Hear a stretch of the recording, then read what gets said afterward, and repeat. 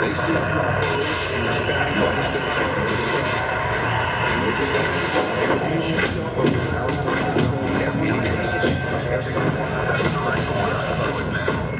we don't want to do anything to scare your children. That's the last thing we want to do. We don't want to scare anybody.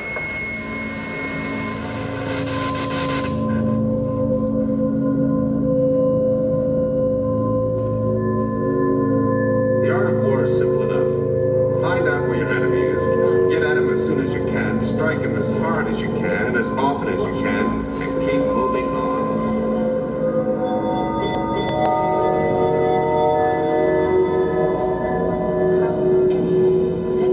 We, civilians, here or elsewhere, are the victims of issues that are beyond our understanding.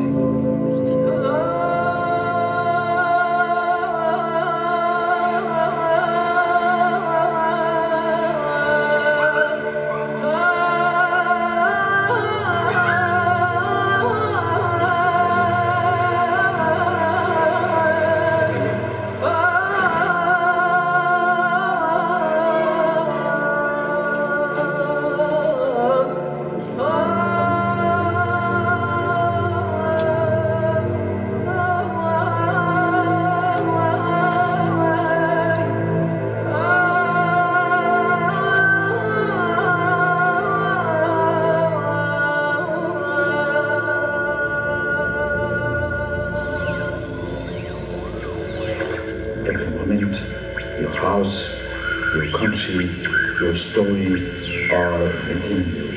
Let them cry wherever you are. They will follow you. Now it's time for exodus.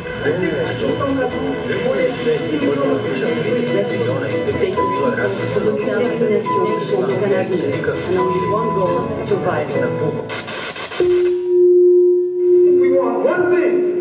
We declare our right on this earth to be a man, to be a human being, to be respected as a human being, to be given the rights of a human being in this society, on this earth, in this day, which we intend to bring into existence by any means necessary.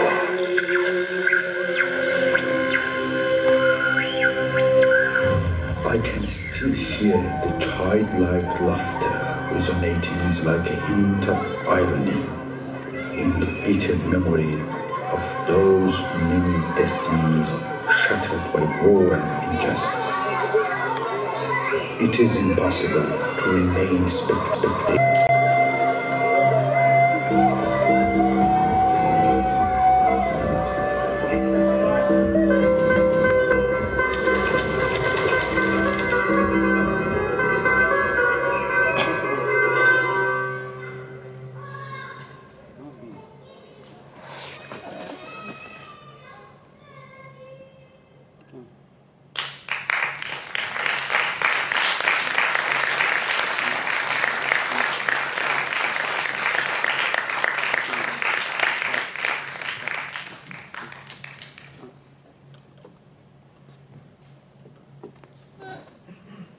Bonsoir, mesdames, messieurs.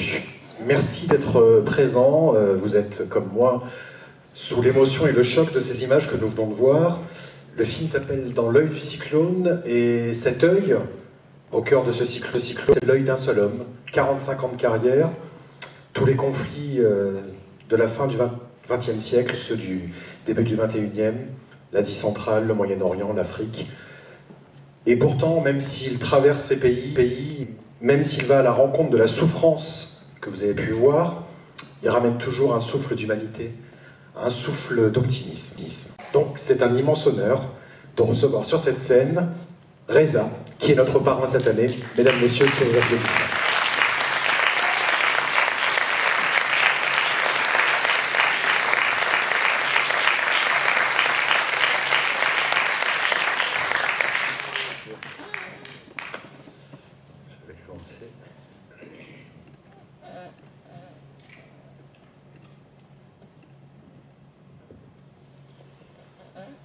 Bonsoir à tous et merci d'être là dans ce moment ensoleillé de fin de week-end.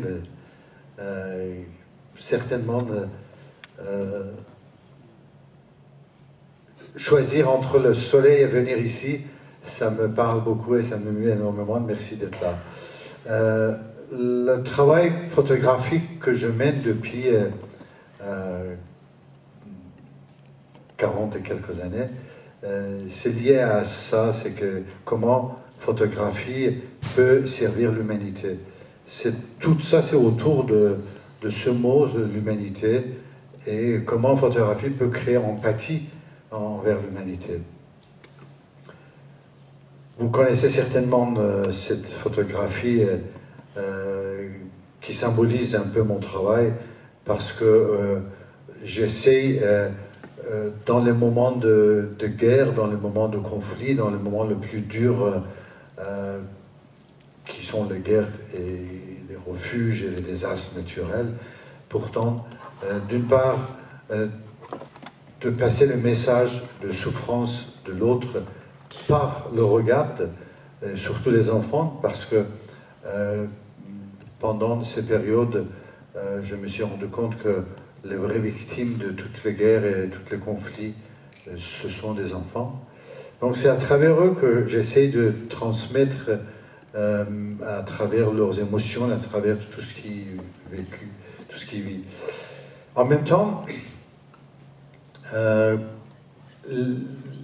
lien avec le festival Atmosphère, qui parle de l'écologie, qui veut expliquer un monde durable et répandre cette idée dont j'ai accepté cette année l'honneur de parrainer ce festival, je me suis dit que peut-être il faut que pour le public qui est le public d'Atmosphère, qui est ce festival, j'explique ce que j'ai senti et ce que j'ai appris dans ces 40 ans. Ça, c'est aussi le visage de pollution pour moi. C'est-à-dire, puisque moi, je photographie que des êtres humains, et ben, la photographie de pollution aussi, la photographie de ce qui est en train de, quelque part, détruire le monde, qui est la pollution, c'est comme une image. Ça, c'est la pollution créée par le pétrole. Et pareil que celui-là, on dit beaucoup que, surtout en anglais, on dit que the oil and blood all comes together as always. Et ça, c'est le symbole de ça. C'est aussi l'extraction de pétrole dans un champ par Chevron, une grande compagnie pétrolière américaine au nord de la mer Caspienne, et qui est en train de sortir le sulfure qui est dans le pétrole, et ça devient comme du sang. Et c'était symbolique pour moi à montrer ça. Pourquoi ces deux photos? Je commence par ça, pour vous dire que 80% des guerres et des conflits que notre planète vit depuis une centaine d'années, c'est lié à ça. C'est qu'à l'origine de beaucoup de guerres et conflits, c'est le pétrole, c'est le gaz, c'est tout ce qui est aussi en train de détruire la planète. C'est ça qui est important de voir, que la pollution, c'est pas seulement une pollution de CO2 et autres qui est créée par ça, mais c'est aussi les guerres et les conflits qui sont créés par ça qui est important, et que on essaye de ne pas trop montrer dans les médias d'aujourd'hui, que sont que des médias pris par ces entreprises finalement. Donc, chemin faisant, j'ai été dans plus de centaines de pays dans ces 40 quelques années, mais il y a 3 peuples, 3 histoires quelque part, et sur lesquelles j'ai travaillé le plus, et je voulais aussi, parmi les autres sujets, de faire un regard un peu plus profond sur ces 3 peuples. Tout a commencé à cet âge-là, à l'âge de 13 ans, que je me suis vraiment passionné pour le monde, pour raconter les histoires que je voyais, et ce que j'ai trouvé, c'était la photographie. J'ai appris, comme un autodidacte, la photographie. Ensuite, j'ai fait des études d'architecture, je suis devenu architecte, mais comme c'était la photographie qui était ma passion, finalement, je me suis remis de nouveau à la photographie. Et depuis, comme je connais, j'ai appris l'importance et l'impact et la force de la photographie dans l'histoire de l'humanité, j'essaie par tous les moyens possibles de répandre ces histoires humaines par l'image, que ce soit dans les différentes presses mondiales, à travers les différentes agences de photographie ou agences de presse. Donc j'ai travaillé pour un grand nombre de publications mondiales que vous voyez ici, le couvercle, ou pour le magazine National Geographic, où évidemment National Geographic c'est beaucoup tout ce qui est nature et les animaux et wildlife. Mais moi, ce qui m'intéressait, c'est, comme vous le voyez sur toutes les couvertures, c'est l'histoire de l'humanité. C'est l'homme qui est au centre de mes projets. Les magazines, la presse, c'est une chose, les livres, c'en est une autre. Il y a plus d'une trentaine de livres par lesquels aussi je répands ces idées. Et nous répandons, parce que je travaille avec Rachel, mon épouse, qui est écrivaine, et que nous faisons tous ces projets ensemble. Télévision, documentaire, le cinéma, enfin tous les moyens, quelque part, qu'on peut répandre ces histoires par l'image, c'est important. Et parmi donc, ces trois peuples dont je vous ai en parlé, il y a le peuple afghan, que ces jours-ci aussi on en parle beaucoup. On parle de résistance. Et le thème de ce soir, c'est aussi résister et semer. Et ici, c'est symbole de cette résistance. C'est la vallée de Panjshir que vous entendez maintenant. C'est la vallée qui a, dans toute l'histoire, depuis 2000, a résisté à Alexandre Macédoine, qui est passé par là, à l'Empire perse, à l'Empire indien, après l'Empire britannique. Ensuite, il y a eu l'Empire soviétique. Tous ces grands depuis 2000 ans, ils ont essayé d'envahir l'Afghanistan. Et c'est cette vallée qui est heurtée, qui s'est montrée en résistance. Et c'est ici même que l'Empire soviétique s'est effondré, que la Grande Armée Rouge a eu ses premiers échecs dans toute son histoire, et c'était infligé par Massoud, le commandant Massoud. Donc les Afghans, ils ont joué ce rôle, et aujourd'hui même, comme vous avez vu certains dans mon expo, cette résistance, il se bat de nouveau contre talibans qui sont quelque part des Afghans aidés par un groupe étranger, par les groupes étrangers qui ont de nouveau envahi l'Afghanistan.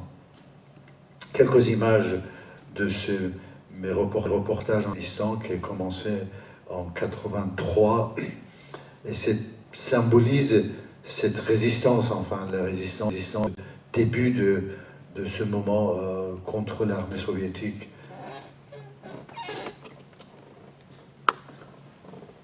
Le passage de ces rivières qu'on voyait à un système ancien.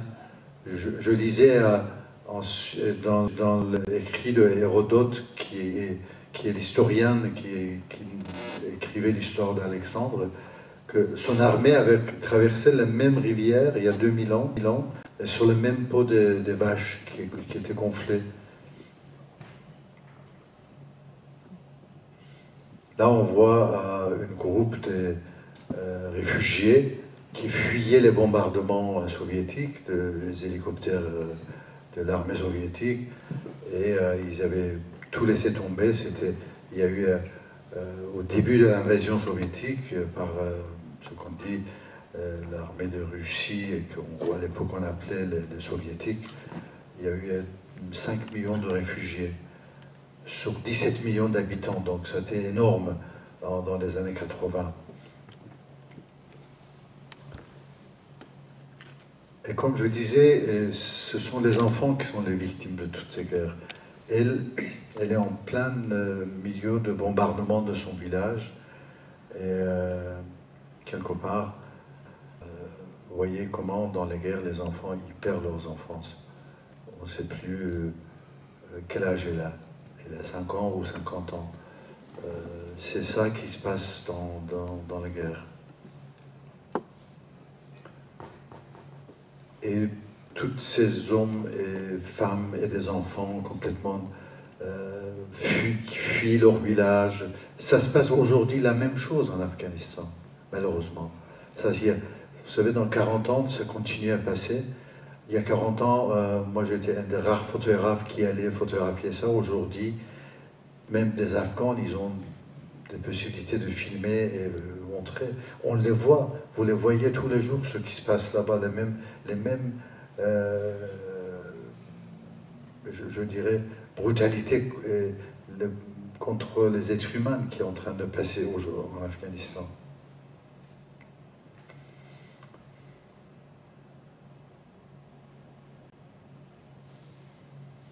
Pourtant, quelque part, malgré tout ce qu'on peut imaginer, c'est un peuple,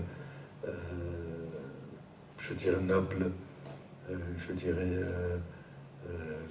je dirais, pacifiste, mais le monde, pour de différentes raisons, il ne les laisse pas tranquilles. Tous les empires du monde, depuis 2000 ans, ils veulent les emparer, ils veulent... Ouais. Ce sont aussi des réfugiés.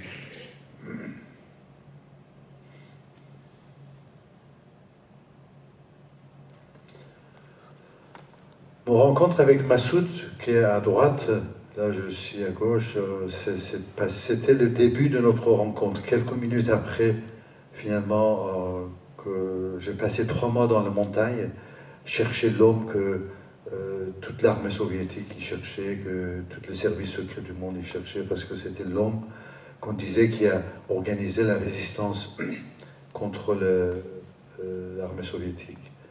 Et que c'était le début de notre rencontre. Donc, quelques jours après, je fais ce portrait de lui qui est devenu symbole de cet homme qui était ni guerrier, ni militaire. La seule envie qu'il avait, c'était un homme poète, et la seule envie qu'il avait de devenir un instituteur de village. Qu'il y avait nécessité de résister, donc il s'est mis dans le bilan de résistance.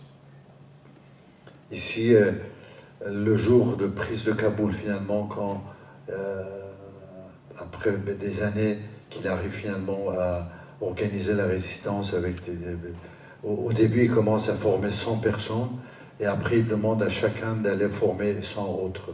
Et c'est comme ça qu'il crée son armée de 10 000. Finalement, en avril 92, j'étais le seul journaliste sur le char avec lui en rentrant dans le Kaboul. Le lendemain de rentrer dans le Kaboul, la première chose qu'il a fait, c'est de réunir ses commandants qui avaient battu. Il y avait de ces 100 premières personnes, il en restait 13. Et les autres étaient morts dans le combat. Et ici, la première chose qu'il a dit, c'était que je me souviens, en 92, on n'avait pas tous ces moyens de filmer, photographier et tout enregistrer. Mais donc je photographiais.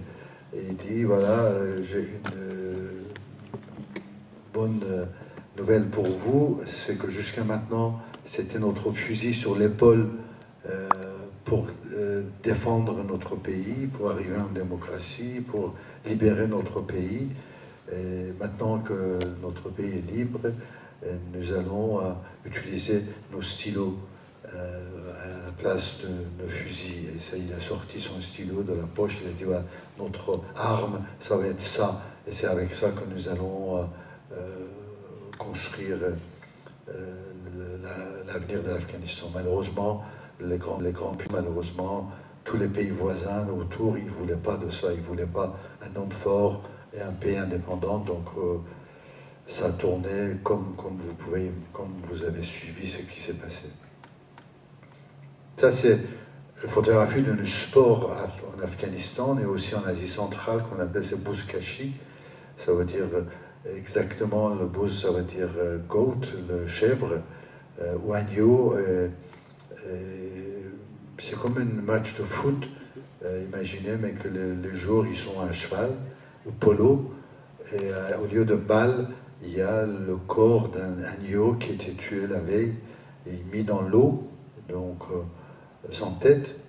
Ils utilisent ça comme balle, et chaque cavalier, il faut qu'il le prenne et ils amènent ça dans le goal, enfin dans le but. La vie des Afghans, c'est un peu comme ça. Ils sont au milieu de toutes ces grandes puissances du monde et chacun il essaie d'en tirer une partie.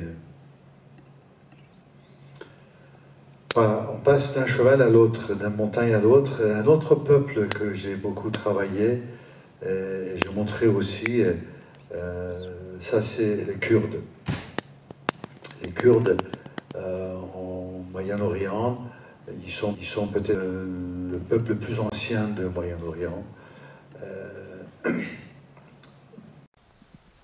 Ils sont un peu partagés entre 4 pays, qui est la Turquie, l'Iran, Syrie et Irak.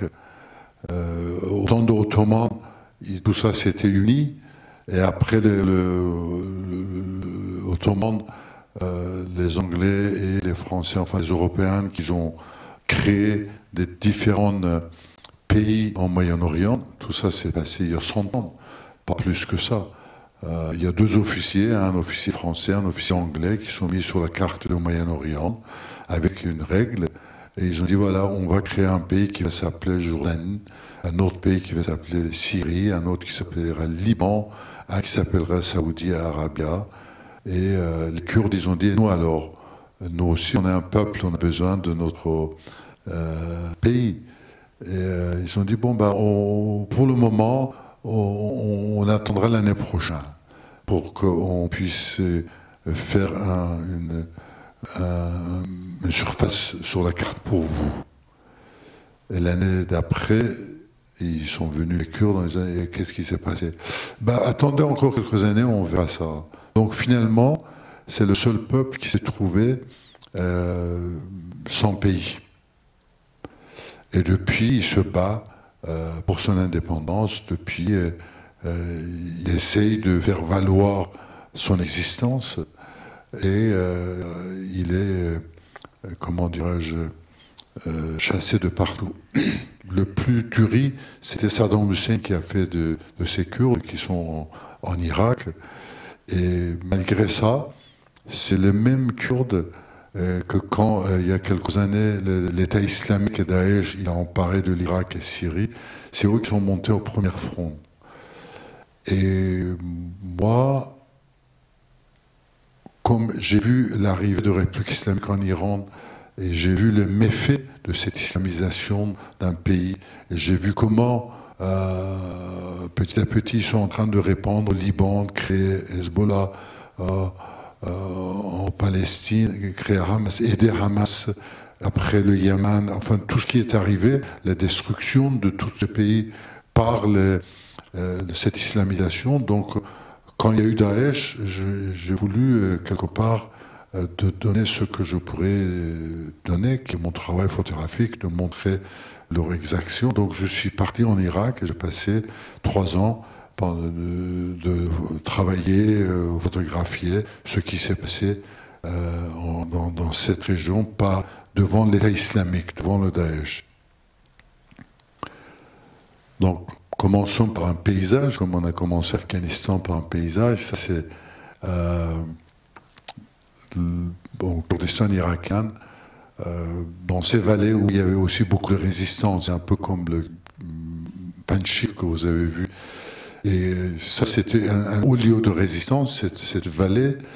Et à un moment, en marchant, j'ai vu cet arbre qui était amoureux de rochers et qui caressait constamment. Donc, je suis retourné plusieurs saisons, enfin tous les 4 saisons, photographier cet amour entre l'arbre et rocher. Donc, pendant la période de Saddam Hussein a lancé une énorme campagne contre les Kurdes. Et ils ont, en espèce de 6 mois, l'armée Saddam Hussein a détruit, rasé 4200 villages kurdes en 88. Et en déplaçant toute cette population dans les camps et en séparant des hommes et des femmes, les hommes, les garçons de 18 ans de plus. Et une première rafle, il y a eu 8000 assassinés, et en total, il y a eu 180 000 morts, 180 000 personnes de Kurdes qui étaient tuées par Saddam Hussein. Et ici, c'est une de ces tombes de cette mass grave, de fosse commune des Kurdes. Après la chute de Saddam, maintenant, les familles se rendent sur ces tombeaux. Là, comme je disais, c'était la première ligne qui se battait contre l'État islamique. Et donc, j'ai passé sur ces fronts avec eux pendant longtemps, en tout 3 ans, pour photographier tout ce qui s'est passé.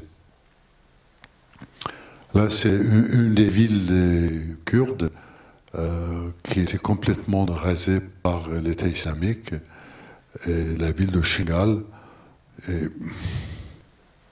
C'est après la reprise, le lendemain de reprise de nouveau par les Kurdes. Il y a eu une histoire que peut-être vous avez entendue, que l'État islamique, quand ils ont attaqué cette ville, qui est le chef-lieu d'une tribu, un groupe des Kurdes, qu'on appelle ça des Kurdes yazidis, ils ont raflé 5000 femmes, 5000 filles et femmes en réalité. Et ils les ont emmenées avec eux.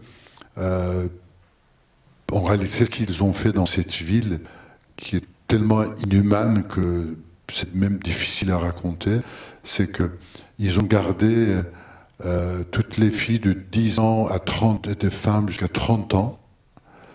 Et toutes les femmes qui avaient plus de 30 ans, ils les ont exécutées sur place, devant leur famille.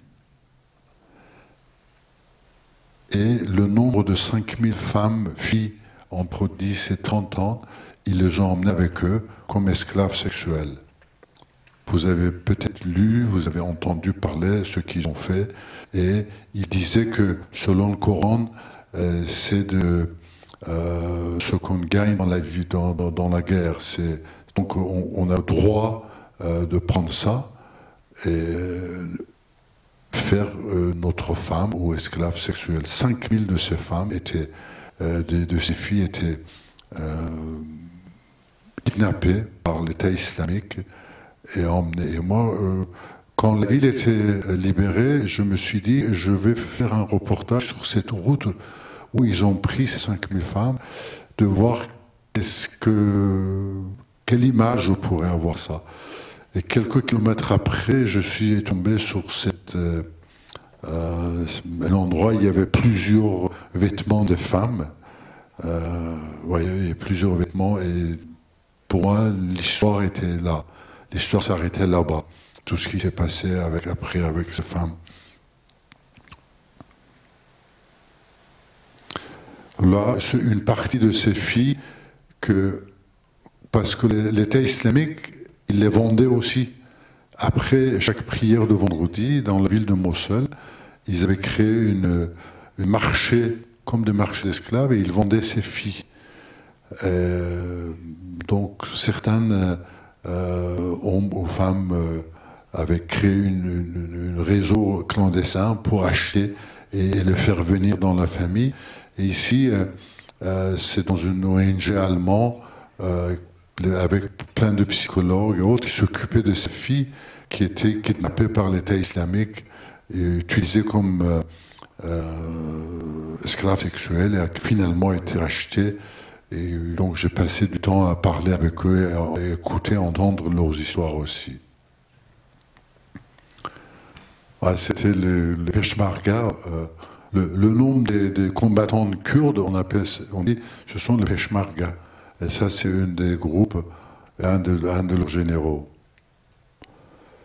Et beaucoup de femmes kurdes, enfin, ces filles, donc, ils étaient pris en esclaves sexuels. Après, beaucoup de femmes kurdes, ou des filles, elles sont prises des armes pour se battre contre l'État islamique.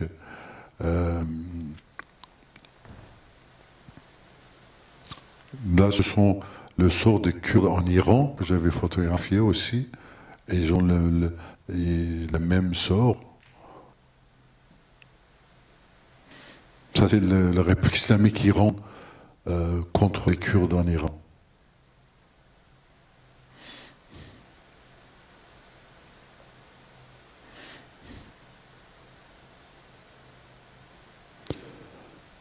Mon travail consiste aussi des portraits. Donc c'est vraiment à travers le regard que j'arrive à passer beaucoup de messages. Et partout, voilà, c'est en Égypte. Là, c'est en Afrique.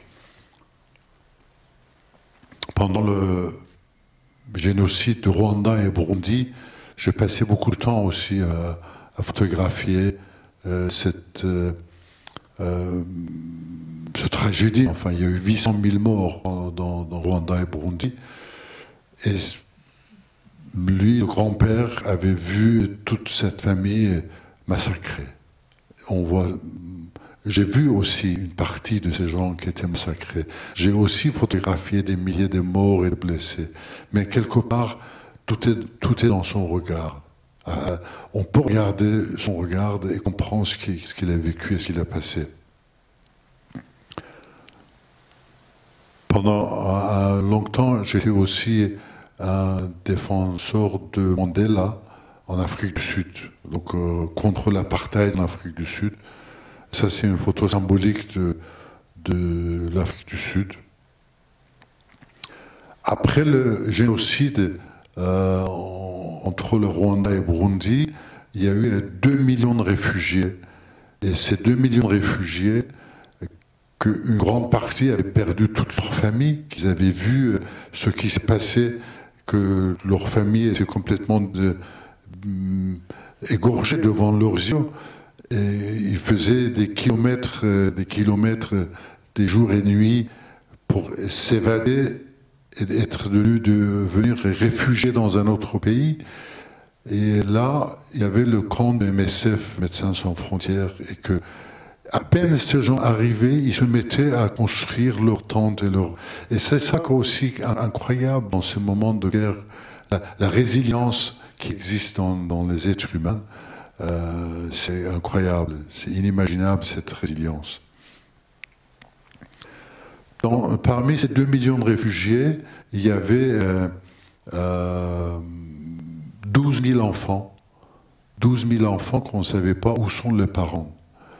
Et c'est UNICEF et Croix-Rouge International qui avaient réuni ces 12 000 enfants et ils voulaient que par un moyen trouver les parents.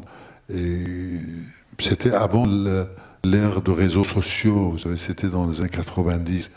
Donc le seul moyen, c'était la photographie. Et ils avaient lancé ce projet qu'ils m'ont demandé de suivre et de les aider. C'était le photographier ces 12 000 enfants. Et donc j'ai emmené 600 rouleaux de films, des appareils. J'ai formé quelques réfugiés pour continuer ce projet. Et ces 12 000 enfants étaient photographiés, comme vous le voyez ici, avec un seul numéro. Il n'y avait pas leur nom, parce qu'on avait peur de représailles si on mettait leur nom. Et ensuite, on créait des expositions photos dans tous les camps de réfugiés. Il y avait 5 camps réfugiés pour ces 2 millions. Et les familles venaient et regardaient les photos pour voir si ils trouvent quelqu'un. Et finalement, de ces 12 000, grâce à ce projet photographique, il y a 3500 enfants qui étaient trouvés par leurs parents et qu'on a fait une réunion de famille entre 3500 enfants, dont c'est ce moment où la grand-mère a finalement trouvé son petit-fils. Un autre sujet que je passe, mais c'est la famine aussi. J'ai beaucoup mal toujours. Surtout on parle ici de gâchis alimentaire, et pour moi c'est gâchis humanitaire, enfin ce qui se passe dans le monde. Moi je photographie les gâchis humanitaires, le gâchis de l'homme, de l'humain. Pour aller photographier cette scène, cette famine, enfin, c'était tellement dur pour moi que j'arrivais pas à accepter que j'irais en Somalie ou en Éthiopie, après j'irais photographier ces gens-là. Parce que normalement, je vis beaucoup avec les gens que je photographie pour comprendre un peu quelle est leur vie, quelle est leur souffrance, qu'est-ce qui se passe. Et pour aller photographier cette famine, pendant 72 heures, j'ai rien mangé. À Paris, là, je me suis enfermé dans mon appartement. Et je dis voilà, maintenant au moins 72 heures comme une forte grève de faim, pour comprendre que le moment où je me trouvais devant lui ou elle, quelle est sa souffrance. Et en regardant, je me suis, je ne sais pas pourquoi, c'est le statut de Rodin le Penseur qui m'est venu à l'idée. Parce que c'est les dignités humaines qu'on met en jeu. On sait tous qu'il y a plus de nourriture au monde que ce que le monde a besoin. Donc tout ça, ça ne doit plus exister, ça ne doit pas exister. Il y a eu la guerre des Balkans, donc la ville de Sarajevo qui était encerclée. Je me suis rendu dans cette ville. Ici, c'était l'hôtel Holiday Inn de Sarajevo. Et dans chaque chambre, c'était un journaliste ou les représentants des Nations Unies, ONG ou autres. C'était le seul endroit qu'on pourrait vivre. Évidemment, sans eau, sans électricité, mais c'était comme ça. La ville au centre de l'Europe, encerclée pendant plusieurs années. Les gens mouraient de faim aussi. Vous voyez, c'était dans le Balkan, c'était en Europe, dans les années, début des années 90 qui s'est passé. Et voilà, ça c'était la scène, c'était devenu la scène normale de la vie. Où à un moment, à Sarajevo, quand il y a tous les francs-tireurs autour qui tirent et que personne ne peut sortir et que c'est tellement dangereux, même des fois il y avait des gens qui étaient morts ou blessés et que personne n'osait aller le chercher. Il y avait un tel danger des francs-tireurs. Je rencontre cette petite fille au milieu de cette guerre et que quand je la photographie, je me rapproche, je suis tellement étonné de cette scène au milieu de guerre. Et que je lui pose la question, je lui dis mais qu'est-ce que tu fais là? Et sa réponse c'est vraiment c'est tellement déchirant. Elle me dit je vends mes poupées. Et je dis mais pour qui et comment? Qu'est-ce qui se passe? Elle dit vous savez, ma grand-mère, j'adore, elle n'a pas mangé depuis 4 jours, elle a très faim. Et si je vends mes poupées, je peux peut-être lui acheter du pain.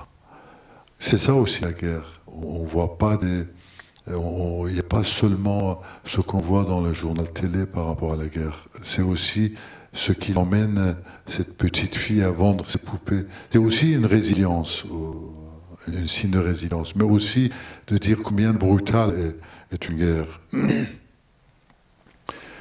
Donc, je vous ai parlé des Afghans et Kurdes comme 2 peuples que j'ai suivis. Il y a un 3e peuple que je photographie depuis une trentaine d'années, enfin quarantaine d'années, elle le ressort. Et il se trouve dans un pays qui s'appelle Azerbaïdjan. Et la région, il s'appelle Karabakh. Karabakh, en réalité, ça veut dire le jardin noir ou le grand jardin, ou le jardin étoffé, comment dirais-je, le grand jardin. Ça veut dire les deux choses, le Karabakh. Aussi bien jardin noir, le noir, ça veut dire beaucoup des arbres. Et à vrai dire, oui, c'est une vraie... parce que dans la Bible, on parle de jardin d'Éden.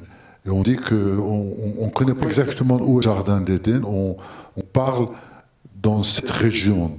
Il y en a un qui dit la ville de Tabriz, l'autre il dit un peu plus loin, un peu plus... En tout cas, c'est vraiment, pour moi, au point de vue paysage, c'est une région incroyable dans ce Caucase qui se trouve comment dirais-je, en Azerbaïdjan. Et ce conflit qui est malheureux depuis 30 ans entre Azerbaïdjan et Arménie sur cette région. Donc voilà Karabakh, comment il est. C'est une merveille de paysage. Moi, imaginez, vous trouvez... donc, ce que je voulais aussi montrer ça, c'est que je suis un photographe. C'est pas, quand on dit photographe de guerre, c'est pas seulement que je veux photographier la guerre, non. Je suis un photographe, j'ai envie de montrer la beauté, quoi qu'il soit. Et après, il y a la guerre. J'ai décidé d'aller photographier la guerre parce que j'ai envie que les gens ils comprennent les malheurs de la guerre. Donc c'est par cet pacifisme que je vais photographier la guerre. Et en même temps, comme je vous dis, voilà, cette région, imaginez, est d'une telle beauté.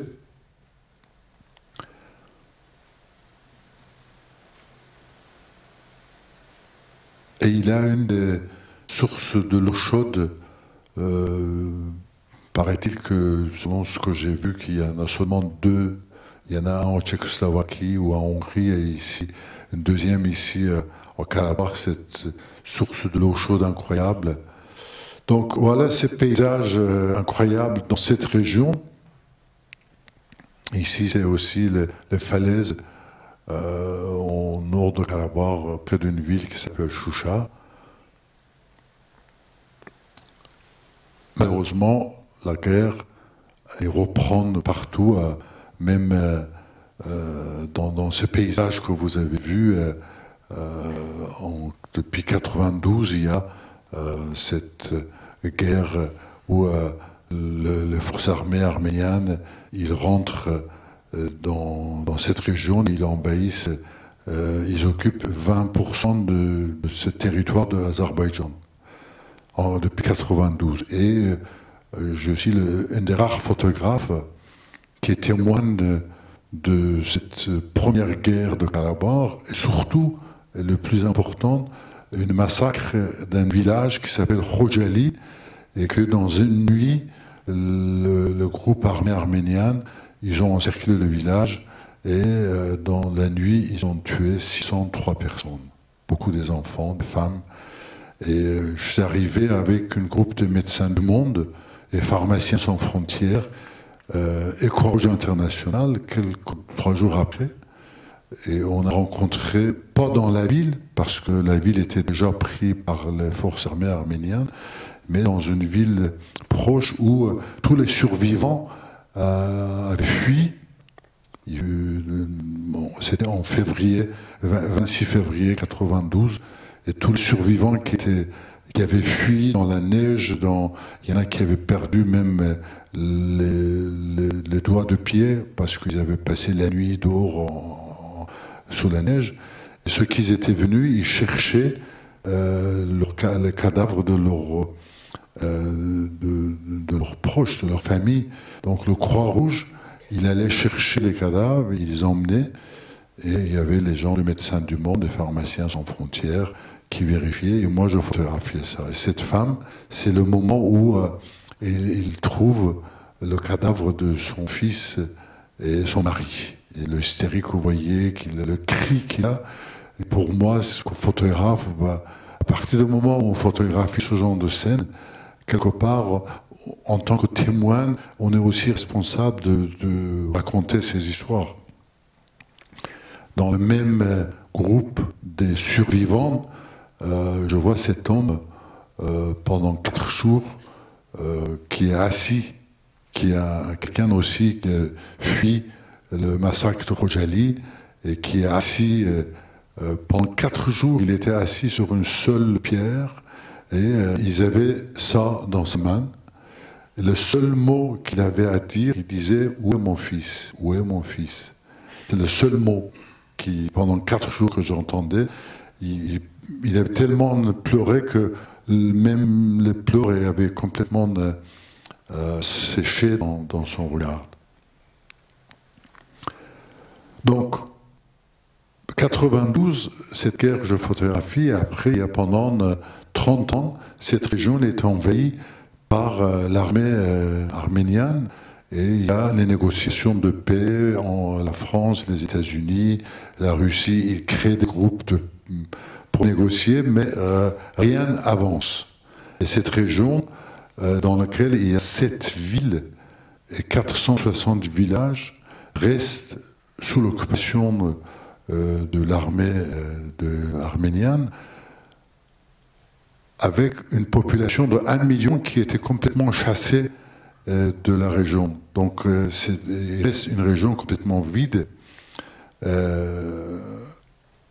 Finalement, en octobre dernier, une nouvelle guerre, cette fois-ci Azerbaïdjan, qui va reprendre cette terre, et je vais photographier ça.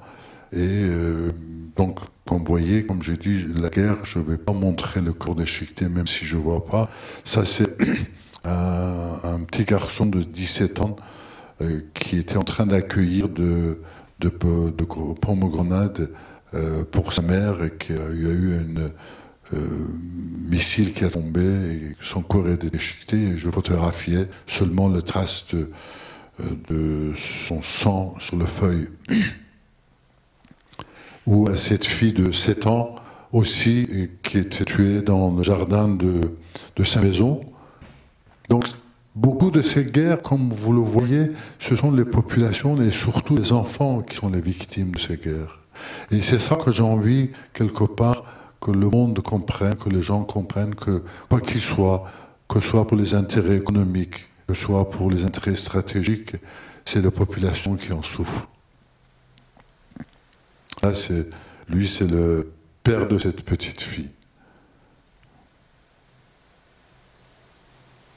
Je l'avais suivi aussi pour le funérail. C'était terrible de voir une père qui doit enterrer sa fille de 7 ans. C'est très déchirant de voir toutes ces scènes. Et comme je vous disais, pendant 30 ans, maintenant, le travail que je suis en train de faire, c'est sur cette ville, ces villes et ces villages qui sont complètement démantelés, enfin, détruits et démantelés pendant 30 ans. Et la nature qui a repris dessus, et c'est des scènes incroyables que pour un photographe et aussi pour l'histoire, c'est très important. Vous voyez, ça, c'est un village, c'est un travail que je fais aussi avec drone. Toutes ces maisons que vous voyez, dans toutes ces villes et villages, n'étaient pas détruits par la guerre, ni par le bombardement. C'est incroyable cette histoire, c'est que toutes ces maisons, qui sont des villages anciens, traditionnels de plusieurs siècles dans cette région, leurs portes et fenêtres et les poutres qu'ils utilisaient, c'était les bois de chênes anciennes ou le noix, le noyer, enfin l'arbre de noyer qui est très forte. Donc pendant ces 30 ans, ce qu'ils ont fait, les forces arméniennes, ils ont démantelé ces portes et ces fenêtres et ces poutres, ils ont pour vendre dans les marchés, beaucoup en Iran. La République islamique aussi, c'est une grande alliée de l'Arménie. C'est grâce à la République islamique l'Iran qui ont le pétrole, le gaz et autres. Et donc, c'était un grand marché aussi de démanteler ces portes et fenêtres, et poutres, et vendre en Iran. Donc c'est pas une destruction par guerre, tout ça. Et en photographiant par drone, vous voyez, il y a des choses aussi dans cette guerre, on vit qui est de l'ordre métaphysique, je dirais. C'est que, comme je vous disais, il y a eu 1 million de réfugiés, 1 million de personnes qui ont jeté dehors de leur maison, de leur village, dans quelques heures. Ils avaient des fois même quelques heures, 10 heures, pour tout quitter et partir sans rien. Et à un moment, en photographiant avec le drone un de ces villages, d'un seul coup, je crois que je rêve ce que je vois sur l'écran. Et c'est que c'était comme une de ces femmes réfugiées que j'avais photographiées qui tient son bébé et qui fuit. C'est comme si les traces de souffrance de l'humanité peut aussi laisser les traces sur la terre. Et ça, c'est, je ne sais pas si vous voyez la forme incroyable que c'est tracé dans ces ruines de ce village, à Karabakh.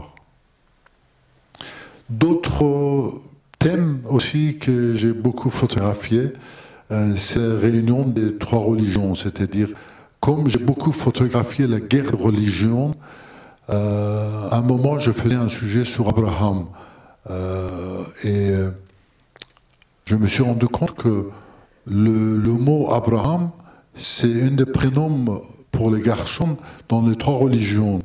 Il y a Ibrahim, les musulmans, Abraham chez les chrétiens et Avram chez les juifs. Donc je me suis dit, peut-être que, puisque le père fondateur de ces 3 religions, c'est Abraham, selon les 3 livres, ils disent que c'est Abraham qui est le père fondateur, et puisque ça existe dans ces 3 religions, je vais réunir un musulman, un chrétien, un juif, et 3 garçons de 13 ans. C'était à Jérusalem, et finalement, ils sont venus, malgré les tensions, malgré qu'au début, tous les 3, ils se regardaient comme ennemis, mais 2 minutes après, ils étaient devenus très amis, et on voyait ici, c'était un moment féerique pour moi, de dire que oui, c'est possible que les religions vivent en harmonie ensemble. Et c'est aussi un des thèmes que je photographie partout où je vais. Est-ce qu'il y a des endroits où ces religieux vivent ensemble? Un jour, dans un village chrétien, au centre d'Azerbaïdjan, il y avait l'inauguration de cette église. C'est un peuple chrétien, un des plus anciens peuples de chrétiens qui s'appelle le Oudine. Et j'ai photographié le matin la rénovation de leur église, et je vois qu'ils sont en train de mettre les grandes tables comme un banquet. La cérémonie officielle était finie, tout le monde allait rentrer, et quand je vois le banquet, je demande au prêtre, ah, il y a un mariage, il y a quelque chose que vous préparez pour après-midi? Et le prêtre, il me regarde, il dit, non, monsieur, c'est le Ramadan. C'est pour Ramadan. J'ai dit, excusez-moi, je n'ai pas entendu, vous pouvez répéter le mot? Il dit, oui, le banquet que vous voyez, c'est pour le Ramadan, et traditionnellement, tous les mois de Ramadan, un soir, nous, on invite tous les musulmans dans l'église et on casse le Ramadan avec eux. Pour moi, que j'ai passé des années et des années à photographier toutes ces guerres de religion, en rêvant de ces moments-là, c'était tellement inattendu. J'ai dit, écoutez, je vais rester photographié, je veux voir ça, je veux vivre ce moment. Et c'était vrai, le moment le soir, le repas de soir, ils sont arrivés, les musulmans, les chrétiens, ensemble, ils ont mis autour de table, ils ont fait chacun leur prière, et c'était, voilà, pour moi c'était une image, mais aussi un événement extraordinaire dans le monde. Un autre moment aussi, dans cette église orthodoxe russe, à Bakou, quand je vais photographier, c'est le moment de l'Easter, le soirée le plus important dans l'église orthodoxe russe. Et c'est une église magnifique du XVIIIe siècle, très beau, avec plein de peintures. mais on le voyait qu'il était rénové, parce qu'au temps de soviétique, toutes ces églises étaient utilisées comme les étables ou le bureau ou d'autres utilisations. Donc c'était rénové. Et quand je rentre dans l'église, je vois que tous les gens, ils sont en train de mettre les fleurs et bougies devant un portrait noir et blanc d'un homme avec cravate, petit moustache. C'était pas du tout ce que j'attendais. Enfin, normalement, c'est des icônes au début de l'église. Et donc, je demande aux gens, mais excusez-moi, c'est qui ce monsieur que vous mettez ces bougies? Il me dit ah non, monsieur Kourbanov, quelque chose comme ça. Je dis, mais attendez, Kourbanov, c'est un nom musulman. Il dit oui. Je dis, mais qu'est-ce qu'il fait ici? Pourquoi vous vénérez autant?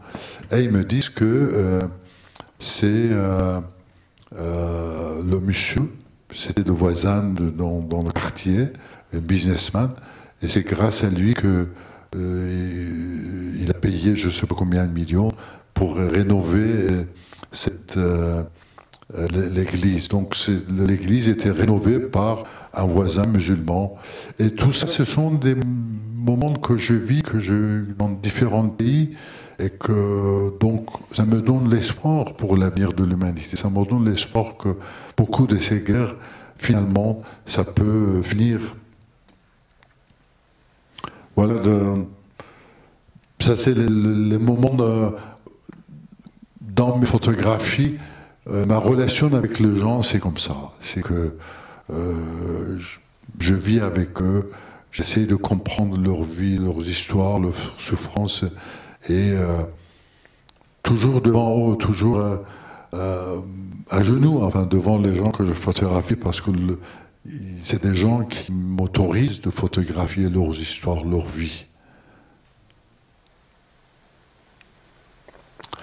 Bon, des fois, après, on se trouve dans les situations comme ici en Sibérie.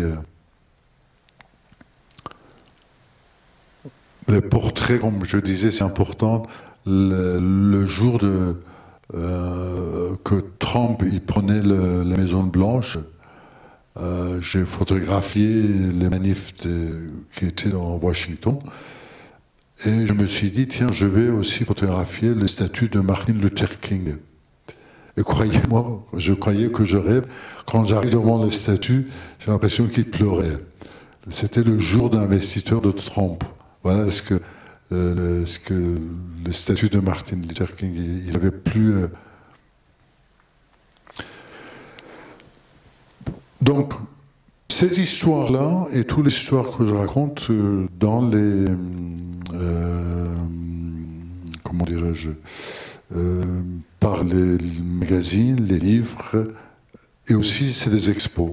Donc en tant qu'architecte, j'essaie d'utiliser l'espace public pour exposer mes photographies. Je passe quelques-unes que vous voyez. Là, c'est sur le quai de Seine.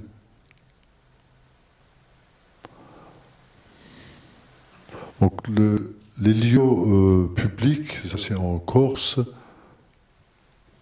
les rencontres avec des gens, que ce soit les étudiants, les écoliers, toutes différentes formes des expositions je fais. Ça c'est dans la vallée de Panchir.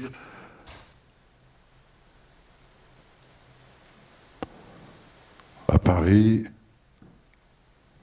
à Washington, le quai de Seine,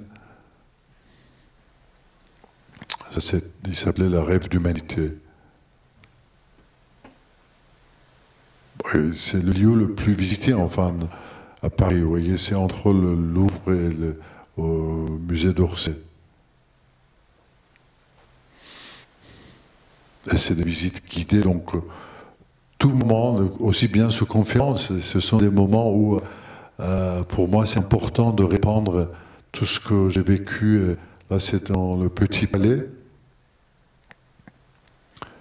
Ici, j'ai fait une exposition permanente dans la maison centrale d'Arles pour les prisonniers. Et le résultat de cette expo, c'était la diminution de violence dans la prison au bout de 6 mois.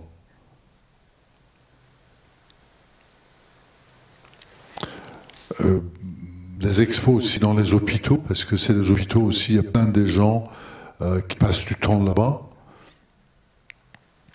Et voilà dans quel étage aussi, dans différents endroits, dans différents quand je photographie.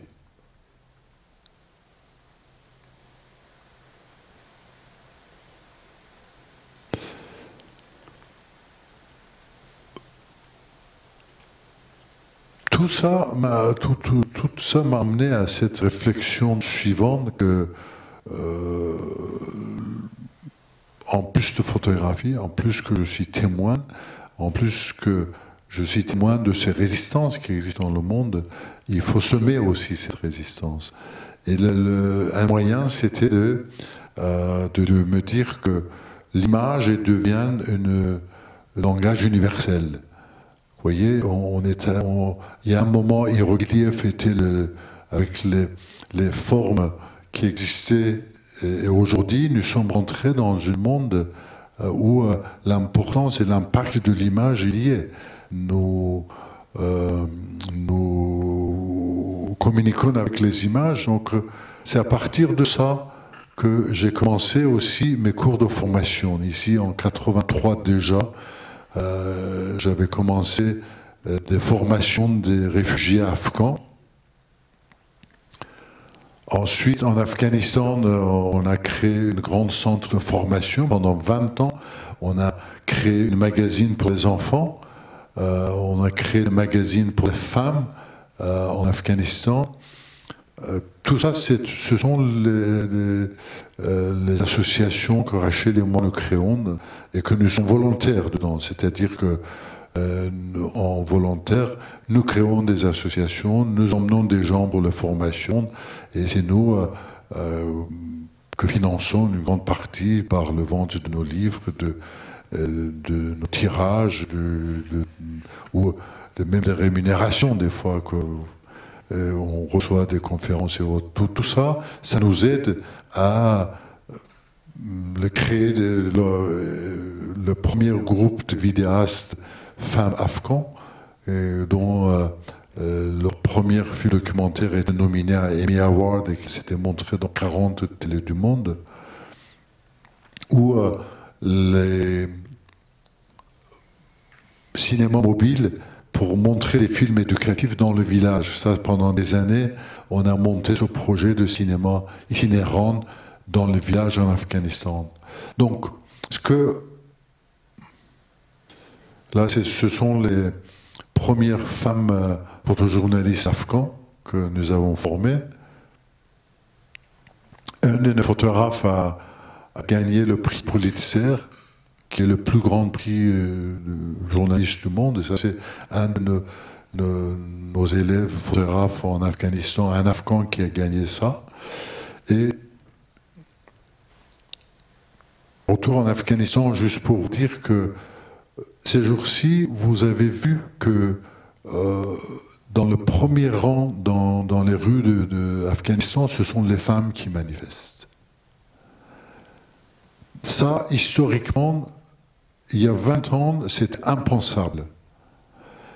Dans ces 20 ans, ce que nous avons fait, le lancement de médias, la formation des femmes au journalisme, tout ce travail qu'on a mené, nous, je dis nous, il y a aussi plein d'autres ONG, plein d'autres organisations qui ont fait.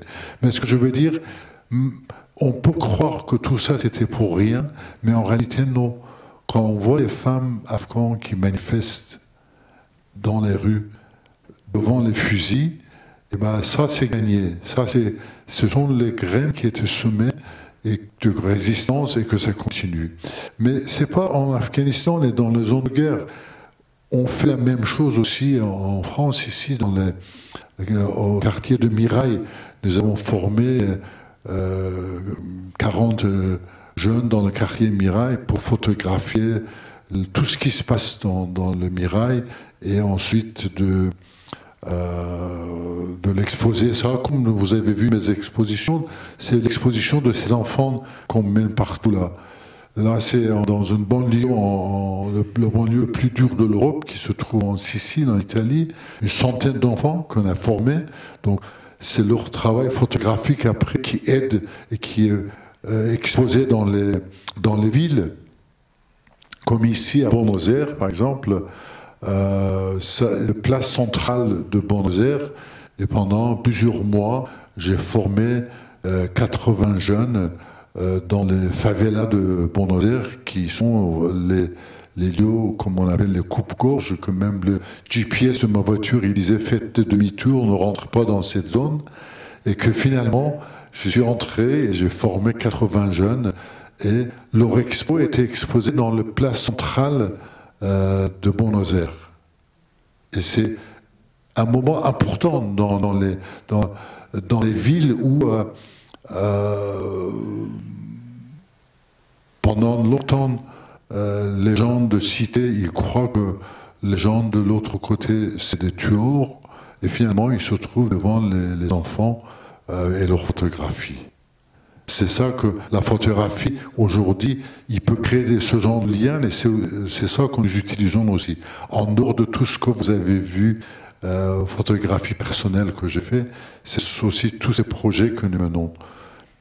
Ça c'est en 9-3 comme on dit ici. Dans 3 cités de 9-3 nous avons formé aussi des jeunes à la photographie. En tout, on a eu 12 banlieues en France qu'on a formé dans chacun de vingtaine de jeunes. D'autres choses, c'est dans les camps de réfugiés aussi. On mène aussi ça pour les enfants et réfugiés dans les camps de réfugiés, ces formations, pour photographier ce qui se passe dans le camp de réfugiés. Ici, par exemple, c'est un camp de réfugiés syriens en Irak. Et ce sont les 20 élèves de 11 à 15 ans qu'on forme depuis plusieurs années, on a formé.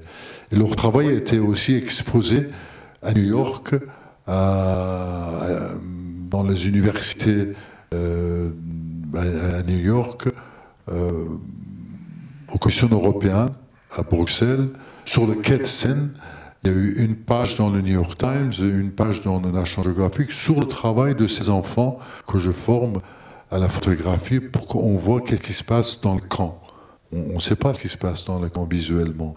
Et c'est grâce à voilà, ça c'est l'expo, ça c'est le travail de ces enfants qui est exposé à côté de mon travail. Et vous avez M. Guterres, qui est actuel secrétaire général des Nations Unies, qui était venu visiter l'expo. Des fois aussi, il y a les voyageurs un peu inconnus qui vont passer voir l'expo.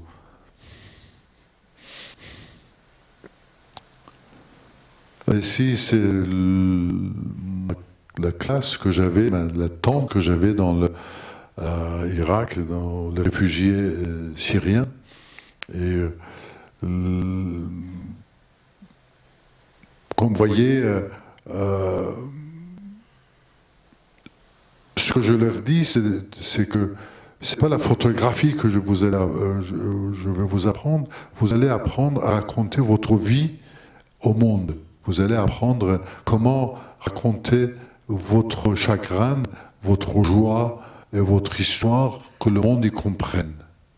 Et vous croyez, moi, ces enfants, ils le savent très bien à quoi ça sert. C'est le même âge que j'ai commencé. Vous vous souvenez, c'est la première photo que j'ai montrée, moi à 13 ans. Eux, c'est les mêmes moments. Et la fille que vous voyez en deuxième en rouge, en bas, le troisième jour, je crois, elle est venue en retard à la classe. Enfin, vous voyez, ma classe. Elle est arrivée en retard et je suis très discipliné dans mes classes. Et il fallait à 9h, il faut qu'il soit à 9h. Et à 9h, elle n'est pas là, à 9h30, elle n'est pas là. À 10h, elle arrive. Elle ouvre la porte de tente, enfin, le rideau. Et timidement, elle se rapproche et dit « Mais pourquoi tu es en retard ?»